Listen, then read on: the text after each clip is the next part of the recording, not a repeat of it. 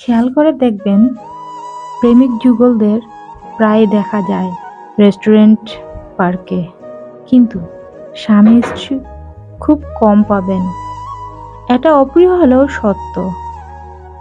প্রেমিকার সাথে সারা রাত কথা বলাটা ভালোবাসার পরিচয় হলেও বউয়ের সাথে এক রাত গল্প করাটাই নেহাত বোকামি। প্রেমিকা লাল গোলাপ পছন্দ বলে সারা দুনিয়া এক করে লাল গোলাপ হাতে দিতে ব্যস্ত প্রেমিক, কিন্তু বউয়ের জন্য কখনো একটা লাল গোলাপের আবদারে তার আধিক্যতা লাগে। প্রেমিকার হাতে বিষাদের খিচুড়িও অমৃত মনে হয়। মাসান্তে বউয়ের রান্নায় একদিন লবণ কম হলেই সেটা তার ভীষণ বড় অপরাধ। প্রেমিকার জন্মদিনে মাথায় শুধু তাকে সারপ্রাইজ দেওয়ার চিন্তাই ঘুরপাক করে, আর স্ত্রীর বেলায় হিসেবটা শুধু পাওনার দুয়ারে গিয়েই ঠেকে।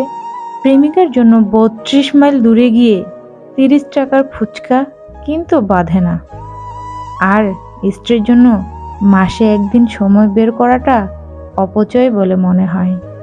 প্রেমিকা অসুস্থ হলে ১০ মিনিট পর পরই তার খোঁজ নেওয়াটা কেয়ার বলে গণ্য, আর স্ত্রী অসুস্থ হলে কেয়ার দরকার হয় না, বিরক্তি বিরক্তি লাগে।